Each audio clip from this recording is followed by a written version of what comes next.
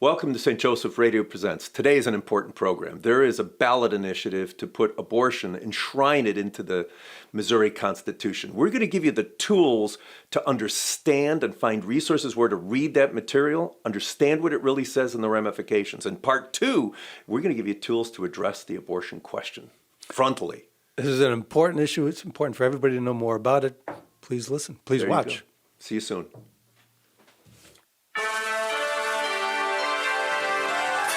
Welcome to the St. Joseph Radio Presents live program, broadcasting to you from the Rome of the West, St. Louis, Missouri. The program that for over 30 years has brought you eloquent speakers from across the globe to help explain, clarify, and evangelize the Catholic faith.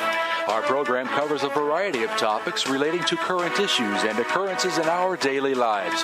Now, with the aid of technology, we are able to bring the gospel message to the four corners of the world, where Christ himself did say, "Those who have ears ought to hear." It is our hope at St. Joseph Radio that through these programs we can help evangelize the world and change one soul at a time. Now, here is your host to introduce today's guest and topic. Well, thank you, Matt. This is St. Joseph Radio Presents, coming to you live from St. Louis, Missouri, the Rome of the West. I'm your host today, Peter Karutz, and we're here with Ray Gerard. Ray, that's me. That's him. He's the live Ray and in Gerard, person. Yeah, lawyer extraordinaire. Anyway, so we're going to talk about a few things. It's very narrow here. This is one of those programs that you need to listen to. You need to tell people to tune in. We're going to talk about this, the ballot issue that's coming up. It's called the initiative petition. It's basically a way to amend the Constitution. Before then, we're going to talk a little bit about abortion just in general. We want to give you the ammunition you need to be able to confront these difficult questions. They come up all the time. I was on Facebook today, and we're talking about something, and all of a sudden they bring in abortion. I'm like, what? They think it's an easy topic. It's not. And then lastly, we're going to give you some ammunition in the second half about some really tough questions that you might be presented by so-called pro-choice people and how to respond. We're going to give you tools. We're going to give you tools. But as we start our program, as we always do, and I didn't warn Ray, but Ray, would you open us up? I know the routine. Would you open us up with a prayer? I will. I'll do my best. In the name of the Father, and of the Son, and of the Holy Spirit. Amen. Dear Lord, we ask for your help. We ask for your help in all things, all the time. We ask for your help in this most important issue. Help the people that are listening have the ability to open the eyes of other people, have the ability to open the hearts of other people.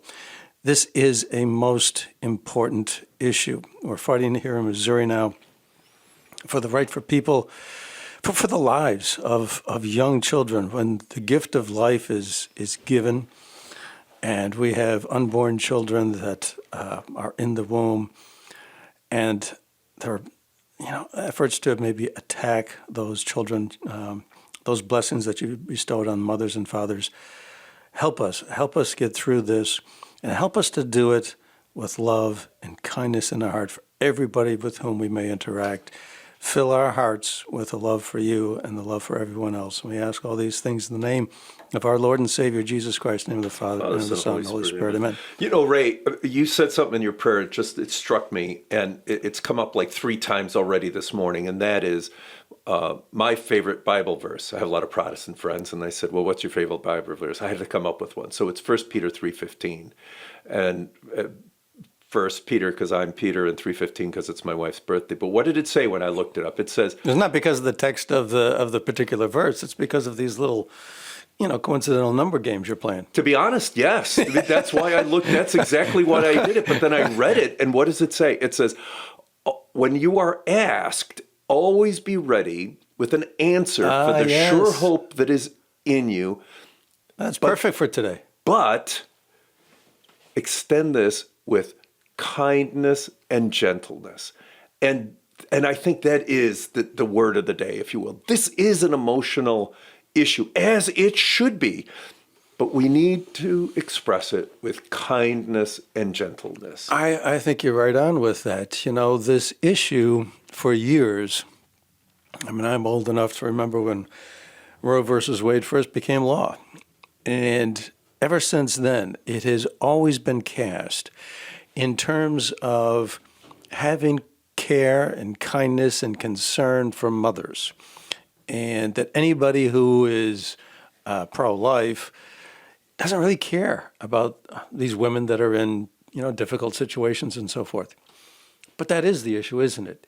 It is care and concern because, how do you have care and concern for a mother who's got a mother and, a biological father who's in some kind of a difficult decision-making position and not have care and concern for the child.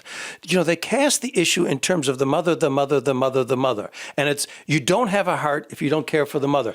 Well, where is it said that your heart should feel nothing for a child that's going to be born?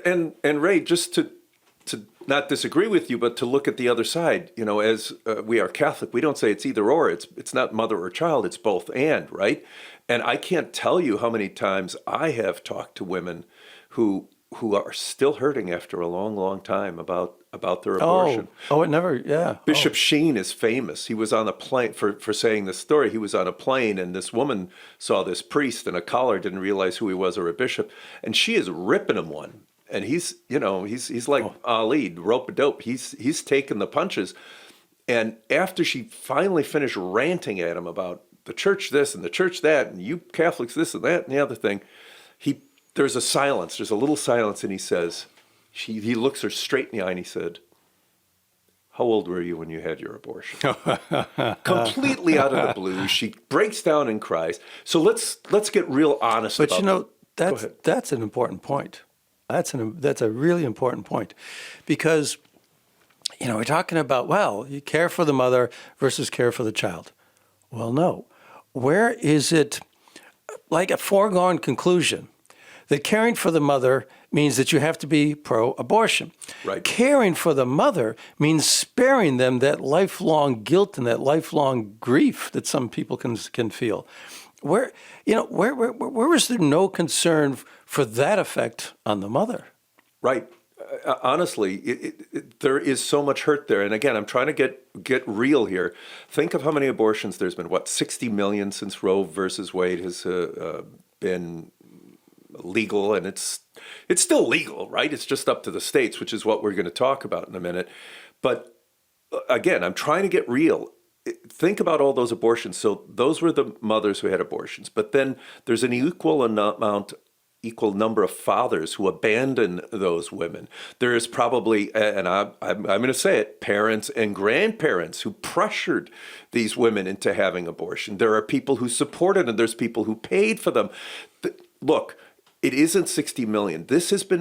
We have been visited. This evil has been visited on us and has touched so many people. I would venture to say the substantial minority of people in this country have been touched in some way. You probably know someone who's had an abortion. I do. We all do. I do. Is guilt a real thing? Yes. Or is guilt just purely imaginary? No. If guilt is a real thing, you brought up Bishop SJEN. He was famous for dealing with psychology in his day and age. And, Freudian psychology was huge back in the 40s, the 50s, et cetera.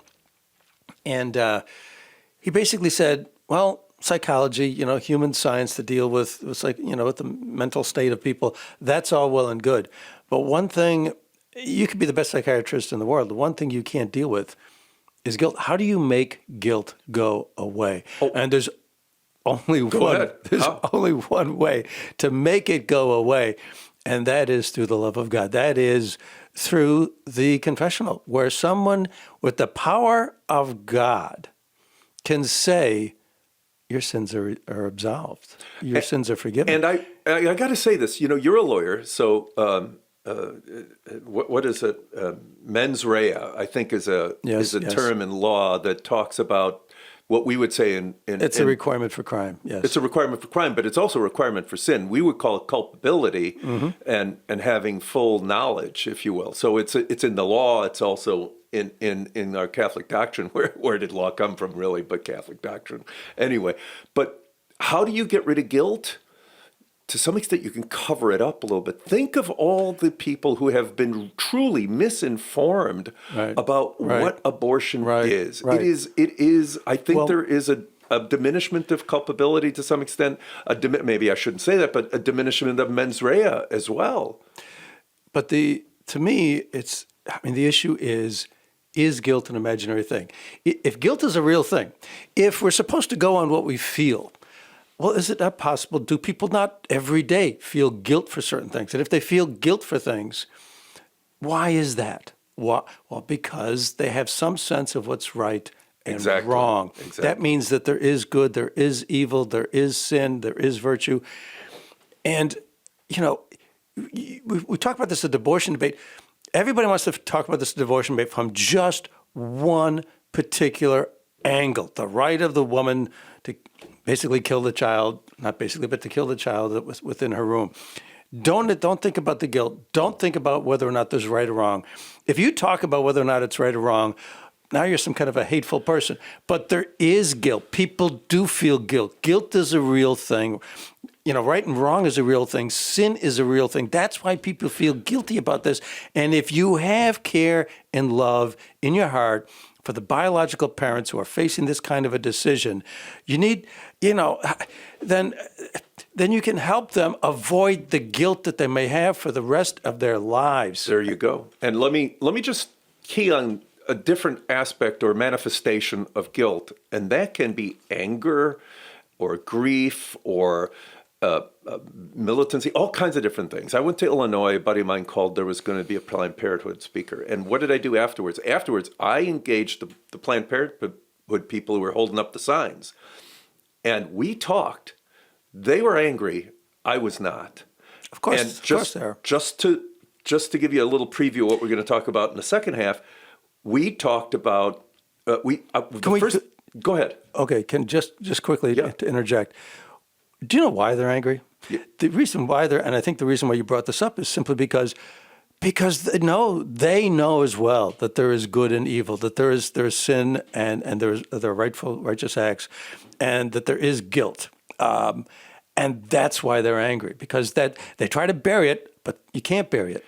You can't bury it. And I won't go into the story now. We'll talk about it in the second half where we're giving you the tools. But the only thing I want to say with regard to this is we know abortion is wrong. We're going to talk about why it is from an argumentative standpoint and an apologetic standpoint.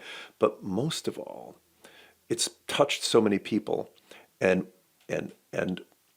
what we need to do in every interaction we have with another person is we have to put at the front of mind is, my job today is to bring the love of Jesus Christ to this conversation because of their guilt, because of their anger, because they're not going to hear it. They're not going to hear what we have to say. They don't care what we have to say. So the first thing we need to do is make sure we're bringing them the love of Jesus Christ.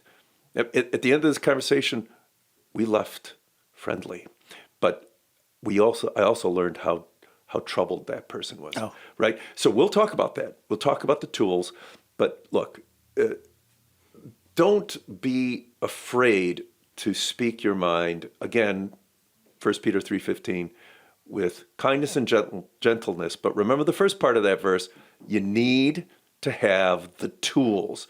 We're going to give you the tools. We're going to give you some resources, some places to go, to have little written reminders. I imagine everyone's not taking notes on this like I am right now, where you might be driving, you might be chatting with a friend. We'll give you resources of where to go as well. Perfect. Yeah. Okay. Cool. We're gonna interrupt our thought process in a minute with our station ID, but let me first tell you that the Missouri Right to Life. You just Google it, and you can go there, and they will give you the language of the initiative petition. I mean, it's initiative petition, meaning like the people can come and say we want to amend the Constitution. That's a good thing, but go to Right to Life. They'll give you the language, the actual language of the constitutional amendment. Remember this: if it's on the ballot, it won't be this full text that you'll have to be a lawyer to siphon through. It'll be 2 lines that say promote women's health or something. So people will be confused.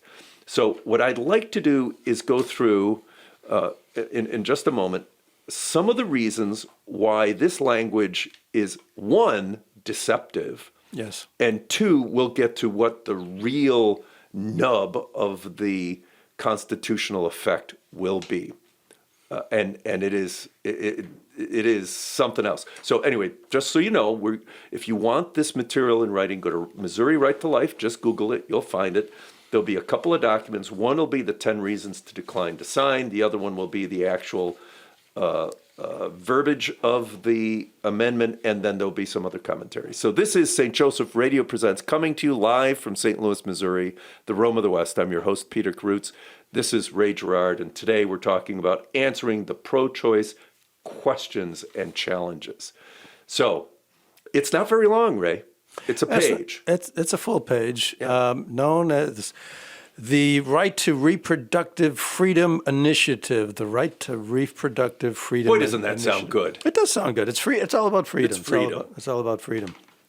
It's got several sections. The first one, the government shall not deny or infringe upon a person's fundamental right to reproductive freedom. Well, that, so you have, what does that freedom mean? The freedom to do like anything if it's got to do with reproduction? I love that.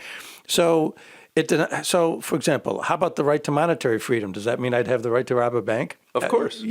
Sure, why not? But Ray, in those few words, what it said, these were absolute statements. Mm-hmm. So what is the implication? And what is the reality? There is no more parental consent. So if you have a minor who presents themselves at school, they won't call the parents. They could take them to an abortion clinic. If a minor goes to an abortion clinic, they have the right to do it. But think about it this way. Holy smokes, if a minor presents themselves as being pregnant, there has been a crime. This is statutory rape. This is child abuse. And this is enshrining child abuse and the in the Constitution. I mean, my head is going to explode. Imagine if your child went to their high school, they could not bring an aspirin with them, and they could not get an aspirin without going to the nurse and having some parental note. But this allows them to go to an abortion clinic, and you parents are just shut out. So let me ask a question, because, there's lots of things that I don't know. I think I know everything, but there are lots of things I don't know. How about a question? Why would you not want a child to discuss this with their parents? Holy smokes, yeah. Absolutely. I mean, is it because, I don't know, maybe the parents might suggest to them they shouldn't do it? I mean, whenever somebody, it's like when someone tells you, well, you don't need to talk to a lawyer. I love that one. Yeah. That hides a lot. If somebody ever tells you that, watch out, okay? What is it they don't want you to know? Why would you not want a child to talk to their parents? Well, they'll say, because the parent is going to pressure them and come down on them and not let them do what they otherwise might want to do. It's just a red herring for, no, we don't want other points of view. We don't want we don't want a discussion. You talk about freedom. This is the antithesis of freedom. You're telling people you don't have the right to information, you don't have the right to other points of view. Let's not talk about it. Why? Because if someone had more information and had other points of view, well, maybe they might decide differently. But you don't want them to decide in a way other than what you want. It is not freedom. That's coercion. That's right. And that's a diminishment of mens rea. It's diminishment of all kinds of our basic Catholic teachings. We need to understand, and to hide information is to create lies. One of the surveys that was put out by, I wouldn't say put out. It was never put out. It was just conducted by Planned Parenthood. Is the question came of those women who were post-abortive, and the question was asked: if there was one person who would have supported your decision not to have an abortion, what would you have done? 85% said they wouldn't have abortion. This is not only lie, it's coercion. That's a huge number. That's a huge number. That's not even a close call. And what is it? It's coercion. It is, and let me point the finger a little bit. It's a pointing a finger to the man. It's a pointing a finger to the father, to the parents, to other people, even grandparents who would coerce these young people to have abortion. It is not free will. what is it, in the Bible, things that are done in darkness, will all come to light at one time or another. Why would you prefer the darkness to the light? Why wouldn't you want other points of view? If one person would suggest, no, don't do it, or one person would be willing to help, a prospective mother avoid an abortion, and that would be enough. That's all that it would take. Why is that? There's only one reason why one person could make such a change, and that is because mother doesn't want to do it. That's because every time, deep-seated, everybody knows there's something wrong about this. One person would be enough. It's because there's something wrong about this. And that's why you can't have even one person be allowed to give an alternate opinion. That's right. Because you're trying to hide the fact that there's something wrong about this. So we talked about the bad things about the law. There's no parental consent. It's absolute statements there. No protection of the children. Let me hit two. I'm going to hit these two at a time. Late-term abortions on demand and abortion on all 9 months. Look, no restrictions. Along those lines, all 52 pro-life laws that were enacted by our representatives would be eliminated. So here's the thing. They will tell you, if you get into a discussion with somebody about this bill, they will tell you that what you just said, Peter, is not true. Uh-huh. They will point to, this is section 4 of this proposal, and it says the General Assembly may enact law. I like to read like the actual words of things. Absolutely. I like to inform. You should. I like to be informed. You should. The actual words say the General Assembly may enact laws that regulate the provision of abortion after fetal viability. The legislature here in Missouri may make a law that regulates, that restricts abortion after fetal viability. So what? After the child is 6 months in the womb. So the General Assembly, this is going to say, hey, the General Assembly can enact laws in months 7, 8, and 9. The legislature can restrict abortion. Aha. But then it adds. So this is the thing. This is where we're saying, some of this is deceptive. If someone says abortion on demand, the objection will come back. No, because it provides, hey, the legislature can restrict abortions after fetal viability. But then the language of this proposal goes on. But under no circumstances, no circumstances. No, absolute statement again. No circumstances may the government deny, interfere with, or delay, otherwise restrict an abortion that in the good faith judgment of a treating healthcare professional is needed to protect the life or physical or mental health of the pregnant person. You said the word. I was waiting for you to say it. The mental health. So it's a loophole you can drive a truck through. 2 words to think about there: the healthcare professional and mental health. So what is a healthcare professional? It could be the receptionist, for goodness sakes. It's not a doctor. It's not a psychologist. It's not counseling. It's not anything. And what is the mental health? Is it a loophole? No, it is a black hole. So any law that the legislature might enact after this amendment is passed, after the Constitution is changed, any law that might try to restrict abortion in month 7, 8, 9, or month 6, whatever, could not interfere with this ability of a physician. So anytime a physician might say, well, the mental health of the mother, she would be troubled if, in fact, she had to go through with this pregnancy. So there could be no law that would interfere with that. And so you do have unrestricted abortion. Let's get scarier.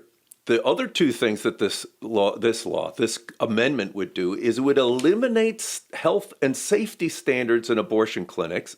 And this is incredible. So it eliminates health and safety standards, and it eliminates a woman's ability to sue for malpractice.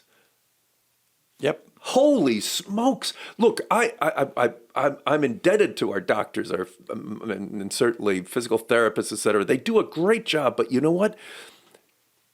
This is dangerous. You should not have an exculpatory clause that eliminates any and all liability for anything. These are absolutes that are wrong. It is not good to have law in terms of absolutes in that respect. Yeah, if you read this, you wouldn't see that. You wouldn't? You're going to hear that on this program, but if you read this yourself, you wouldn't see that. You wouldn't know that.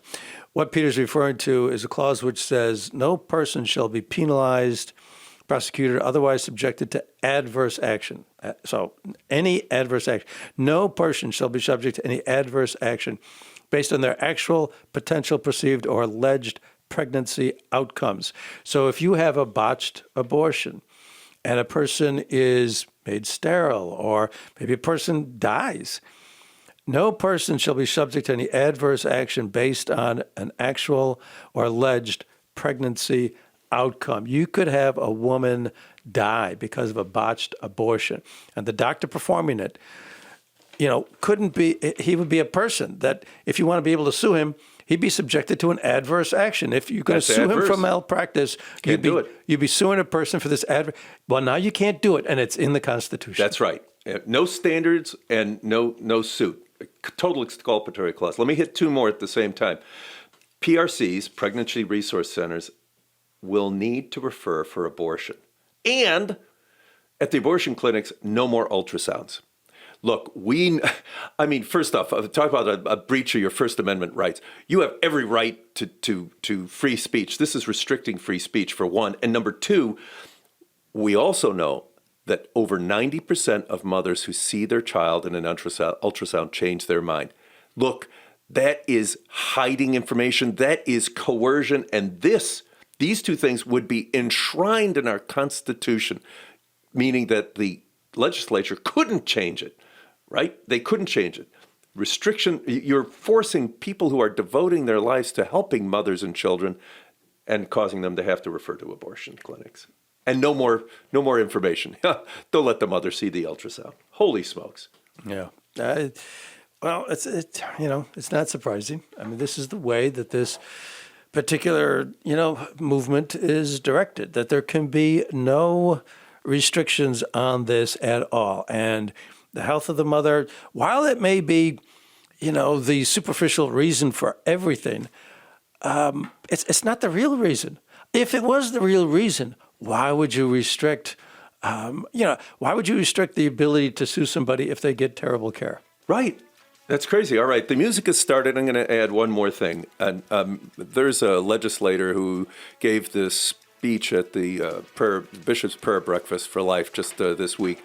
And she did an all-night session, and they eliminated Planned Parenthood funding completely. And then she drove all the way in. She pulled an all-nighter and then gave the keynote address. But this constitutional amendment would affirm the right to Missouri, in the Missouri Constitution, for an abortion, and that would allow for funds to go to pay for abortion. So we're going to be right back. You have to go tell people to join in this program. The next part is going to be talking about giving you tools on how to answer the abortion questions. Joseph Radio with a great gift idea. A St. Benedict bracelet, a trendy accessory for men, women, and children that not only looks good on everyone's wrist, but is actually armor for the spiritual battlefield. This unique bracelet is handmade in Europe and contains 10 medals within the braided cord in the adult size and 7 medals in the children's size. On the front of each beautiful medal is St. Benedict holding a cross in his right hand, the object of his devotion. On the back of each medal is a cross. Surrounding the back of the medal and cross are the letters VRSN MV SMQ LIVB, in Latin reference which translates, "Begone, Satan. Never tempt me with your vanities. What you offer me is evil. Drink the poison yourself." And finally, located at the top is the word PAX, which means peace. All bracelets come packaged with an informational card and a St. Benedict blessing which your local priest can administer. This gift is for everyone you love and care about, including yourself. Available from St. Joseph Radio. Check the website at www.saintjosephradio.net. St. Joseph Catholic Radio is proud to announce the launch of SJEN TV, the St. Joseph Evangelization Network. SJEN TV is a premier online Catholic broadcasting network providing quality Catholic programming 24 hours a day, 7 days a week. We have programming such as live studio interviews, St. Joe's Java speaker presentations, current Catholic issues, and the Pro-Life series. We're featuring the many talented speakers out of Orange County, California, and this Archdiocese of St. Louis, Missouri. Missouri, including Professor John Gresham, Father James Mason, Karen Nokemper, Rick Hollerick, Bill Federer, and many more. To review the program list, go to SJEN.TV or on Roku, SJEN TV. All this programming is free, and we are welcoming sponsorship of new programs. Find out more at SJEN.TV. And we're back. This is St. Joseph Radio Presents, coming to you from St. Louis, Missouri. We're live, the Rome of the West, where I'm your host, Peter Karutz, and we are with Ray Gerard. Today's program is answering the pro-choice questions and challenges. We just talked about the ballot initiative. You may have been approached to sign. If you have signed, it's very deceptive. You can sign a quick affidavit and send it in. We'll give you some information on how to get that accomplished, but you can go to Missouri Right to Life. They'll tell you how to do it too. So if you have already signed and you were tricked, you can sign a very simple affidavit and get it in. An affidavit to what? Renege? To renege. Yes. Say, I don't want that. I don't want my signatures counted. The signatures will be counted on May 1 or earlier. And just to give you the idea of what the magnitude of this is, in order to be on the ballot for governor, you need, for example, in the 1st Congressional District, 320,000 signatures. For this amendment, you only need 25,000. So it's 8% of the signatures. And there's over $3 million of out-of-state money here paying for these campaigns and for these people. So it's not Missouri people. Don't be confused about that. But this is one last word on this before we get into our good questions and answer session on abortion. 80% of the people in this state can be tricked into voting for this. Oh, yeah, they can be tricked. And every vote is important. Every vote counts. What people may not understand is, in Missouri, you only need a majority of the vote to amend the Constitution. In many states, you'll need 2/3. And a 2/3 majority is usually reserved for significant changes, whether it's in a corporation's bylaws or a state constitution. You know, I mean, a constitution is a very serious document. If you're going to be changing it every time there's a majority vote, it can go back and forth and back and forth. You know, with one change one year, one change the next year. So 51% standard is a very low standard. It's unusual, but that's the law here in Missouri. What does that mean? That means every vote is important. This could pass. This could become part of the Missouri Constitution unless everybody takes this seriously. There have been 8 other initiatives like this in 8 other states, and this is the most egregious one that we have seen of all the other ones, and all the other ones passed. The language is tricky. We need to be aware of this. So I want to get back to that story in Illinois. I went over to Illinois because a buddy of mine called and said, look, Planned Parenthood is giving a presentation. So I went, I sat through the presentation, I asked a couple of questions, and then outside there's a lot of people from Planned Parenthood. So I went up to them. They were being interviewed by a local newspaper, and I just started talking to them. I was calm. They were angry. And I basically said, look, you're a woman. I'm a man. We're different. And you know what she said by that? She says, what do you mean by that? Said, no, I'm just saying we're different, and we should recognize those differences. You're a woman and I'm a man. And anyway, the point is, here's the first bit. And I said, I think you should have the right to do with your body whatever you want. You're right, but what do you mean by that? And I said, well, you and I are different people. You're a woman, I'm a man. I said, look, I've got O positive blood. You probably do or don't, I don't know. But I tell you one thing, you certainly have different DNA than I do. What do you mean by that? I said, well, the point is that the child is not the woman's body. It's fundamental. It's just science. Yes. The child may have a different sex. The child may have a different blood type. The child will have a different DNA. This is a separate being. Go ahead, say it's not a baby. Go ahead, say it's a embryo. Whatever euphemism you want to use, it is clearly a different entity. Yeah, that is a very significant point. Talk about the science, let's go by the science, well, if you go by the science, the fact that the DNA of the child will not be identical to the DNA of the mother means what? They're not identical. It's not the body. It's not simply the body of the woman. If you're going to go by the science, go by the science. Yeah, let's keep going by the science. One of the things that you mentioned in the law was this term viability, and in Roe versus Wade, they made certain distinctions, but viability was assumed to be way down the road. But the point is, first off, it's a spurious argument.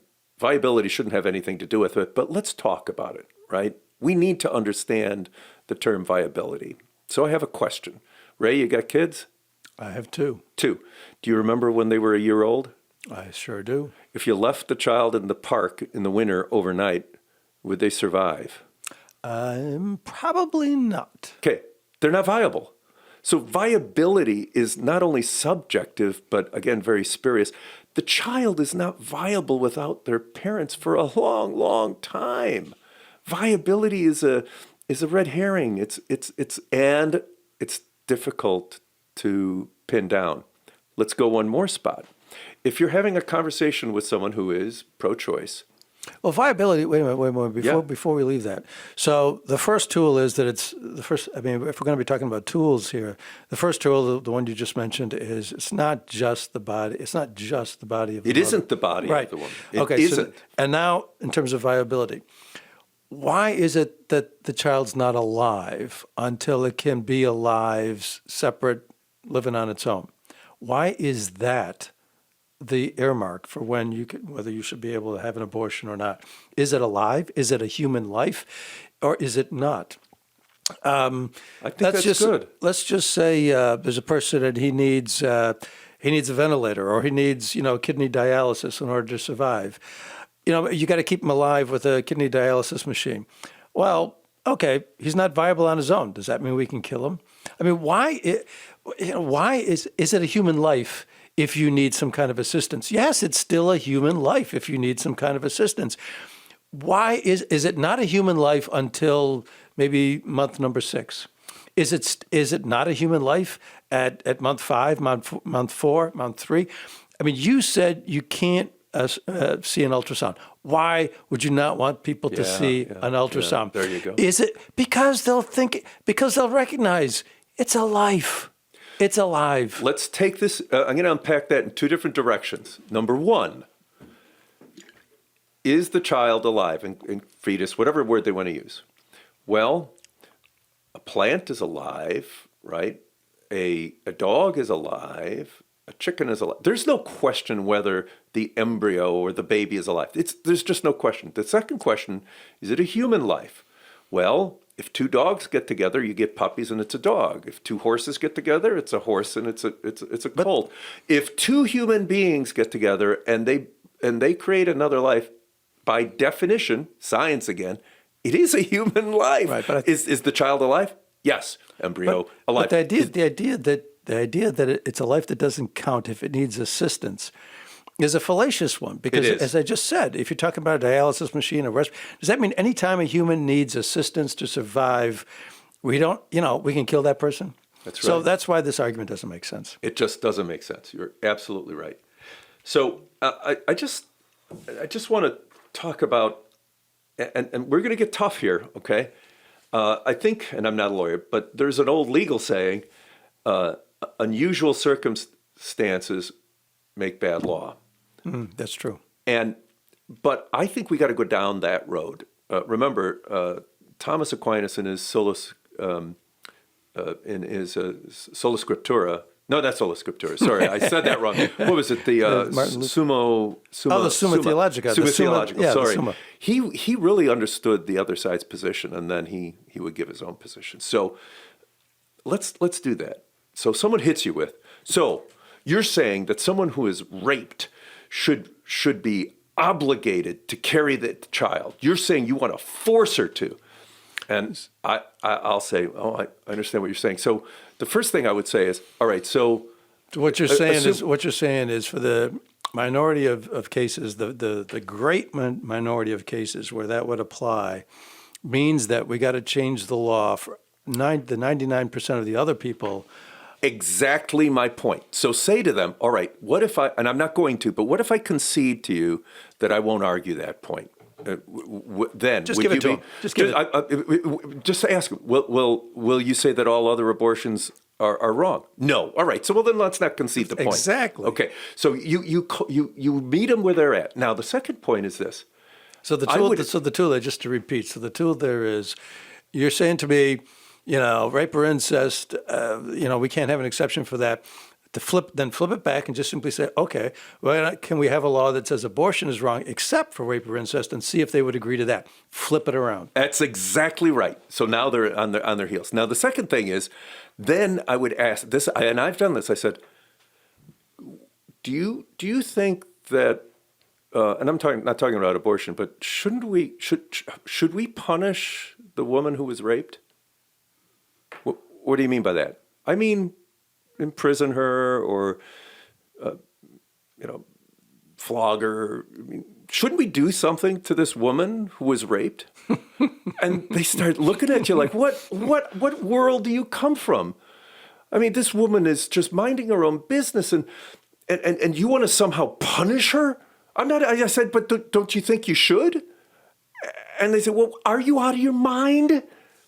I say, well, maybe we should kill her brother, or maybe we should punish her brother. What are you talking about? I said, exactly. I'll say, well, exactly. The rapist, shouldn't the rapist be punished? Absolutely, but not the woman. Right. She's the innocent. Right. The point is, who is more innocent in that circumstance? Of course, yeah. The child had nothing to do with it. The child is the innocent in this case. And when you have an abortion in those circumstances, you have now hurt two people. You've killed the child and you've hurt the woman again. After she was already violated, you've hurt her again. Yeah, I mean, but it comes down to denying. It always comes down to denying that the child is a person. That's what it always comes down to. And of course, the funny thing about it is, every person that's having this discussion at one time has been an unborn child. That's right. At one point or another, that's where we've all started. So you have to deny that the child is any kind of a real person. Yeah. I also, there's two other things I want to talk about. One is the rights of women, right? And you've heard it. You're a man. You have no say-so in this. And I said, well, at one point in time, women didn't have the right to vote, right? So who had the right to vote? Men. Who gave women the right to vote? Men. At one time, we had slavery. And literally non-slaves are one of the people who fought for their freedom, right? Now, they weren't slaves, and you heard that old spurious argument. Well, you don't want to have slaves? Don't have slaves, but don't tread on my stuff. Well, what about children who are abused?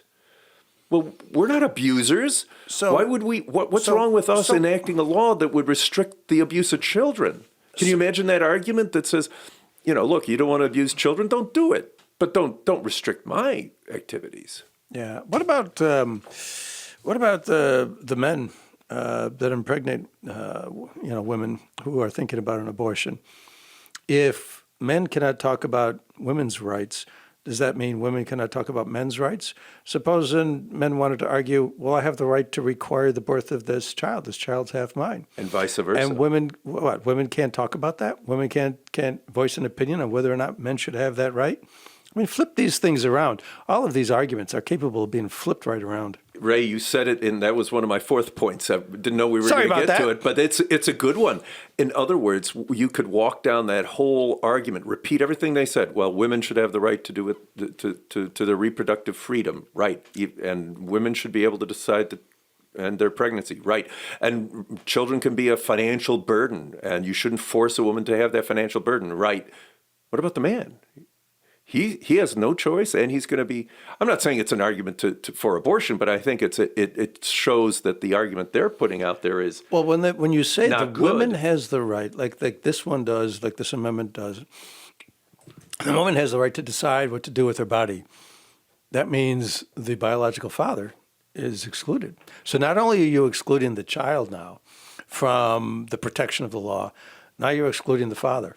So we've got 3 people involved, and 2 of them are being excluded, and this is fair.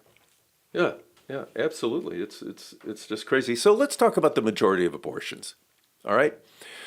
First off, I'm a numbers guy. I was doing some research with the Department of the Census, and I kind of went down a rabbit hole, and I noticed that the incident of abortion has increased in proportion to the availability of contraception.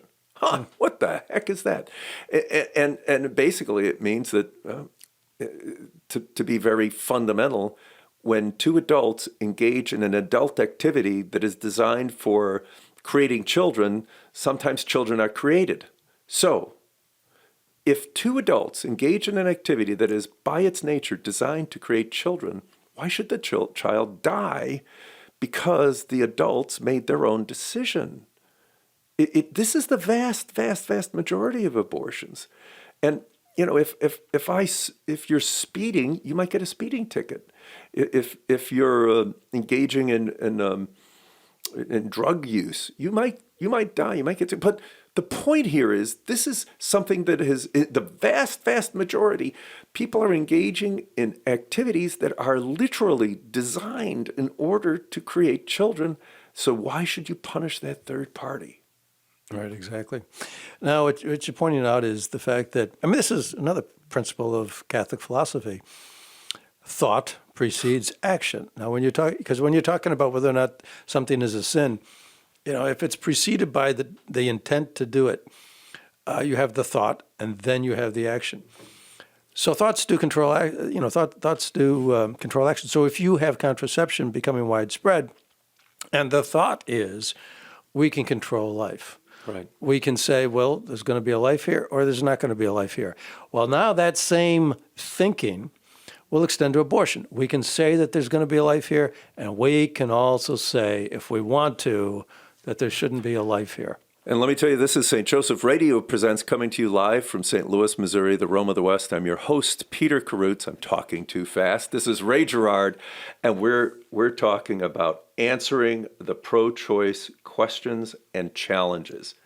Look, the first part of this conversation was talking about abortion in general. The second part was this initiative to change the Constitution. Remember, you can go to Missouri Right to Life. Just Google it and go there. You'll get the materials in terms of the actual verbiage, right, Ray? Big thing to do. You'll get the commentary on it. Don't listen to somebody else telling you what's in there. Go find out for yourself. Absolutely. Don't listen to it. Absolutely. And if you have been tricked into signing this, please send an affidavit. Missouri Right to Life will tell you how to do that. And I want to hit, we're obviously going to run out of time, but I want to hit some other difficult questions.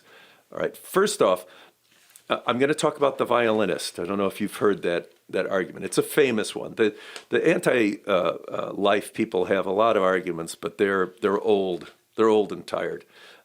I go to NARAL and other anti-life places just to see what they have to say.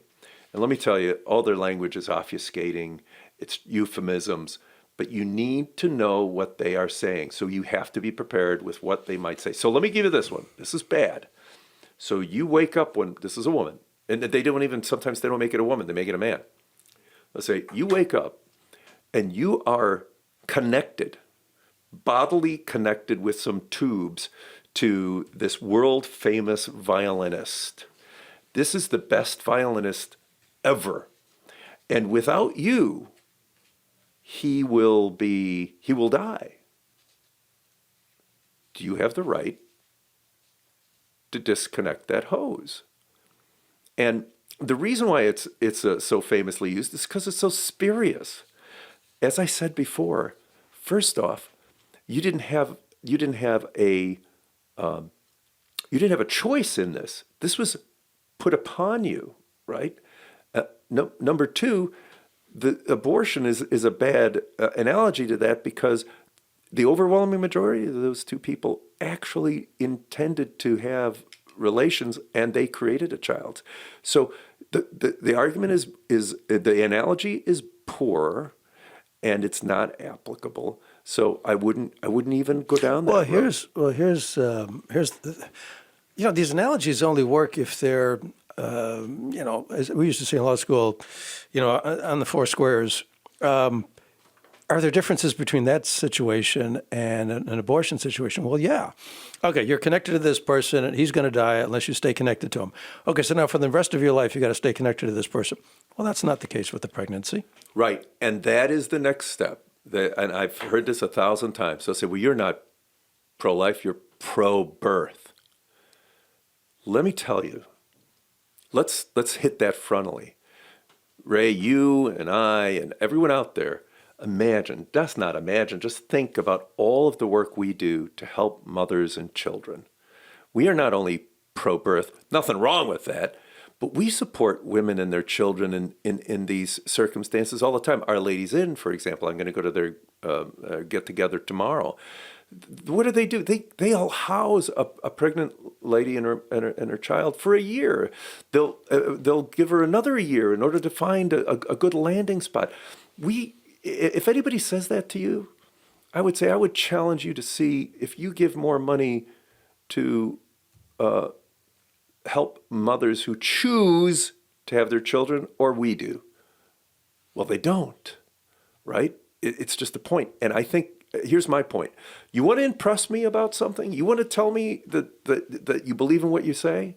If you're really pro-life and I'm just pro-birth, take a look at where you put your resources, where you put your time, where you put your support.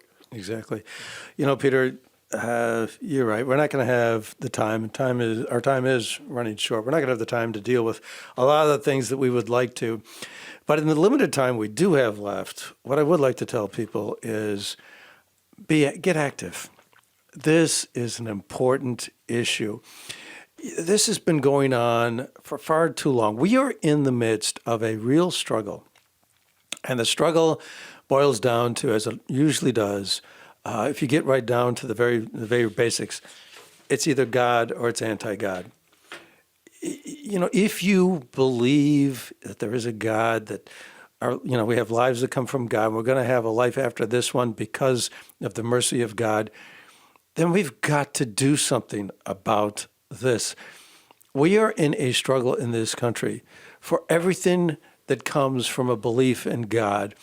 If we lose this, then, and you're seeing it already. The lines between what's right and wrong completely go away. You can steal as long as it's under a certain dollar amount, and that's okay. Or you can commit a crime and we're not going to prosecute you. Or, you have a DA who says, well, okay, the legislature made this law, but I'm not going to enforce it. We're going to be in a country where laws and rules don't matter. The only thing that matters is chaos. If we go away from living under the principles of God, this is where the struggle is. And this is why the abortion issue is so important to these people, because the fundamental thing that comes from God, life itself. If we take on to ourselves the ability to decide life or no life, we are taking on the role of God. This is nothing less than a fight of either being believing, faithful people, or being a country where there is no God. And we can't be silent. We have to get Absolutely. active. Be we bold. have to make our voices heard. Right. With gentleness and kindness. So I'm going to have one more example, and I'm going to try and squeeze it in. Again, I go to NARAL, I go to all those sites. What do they say? What are the advice they say when dealing with us pro-life people? They say, avoid any conversation about partial birth abortion or late-term abortion. So feed the monster. So you ask, well, so you're okay with abortion up until the minute that the child is born and or during delivery, and they'll say, well, of course not. That's absurd. You guys are just crazy. Okay, I get it. But what about the 9th month? What you do is you walk it back and say, when and where is the line? Where's the line? If you were going to tear down, implode a building, and that building had a person in it, would you do it? No, you wouldn't do it. You wouldn't do it. Have them draw their own line. They won't be able to do it. So let me review real quickly. So go to Missouri Right to Life and get that ballot initiative. Get the actual language. They'll also give you some commentary and what the interpretations might be, go to these other sites, NAROL and whatnot, and find out what they say, how they tend to tell people to address this. And please, think about these tools that we've given you to defend against You've been listening to St. Joseph Radio Presents from the Rome of the West, St. Louis, Missouri. If you would like to join us in our evangelization efforts, you can order a copy of today's broadcast or any of our past programs by visiting us on our website, stjosephradio.net. That's SAINT, josephradio.net. Or call us 636-447-6000. It's all at your fingertips to help us evangelize the world, bringing the good news of Christ to everyone you meet and change one soul at a time. Thank you for your prayers and support. Until next time, may God bless you and your family. This has been a presentation of St. Joseph Radio Presents.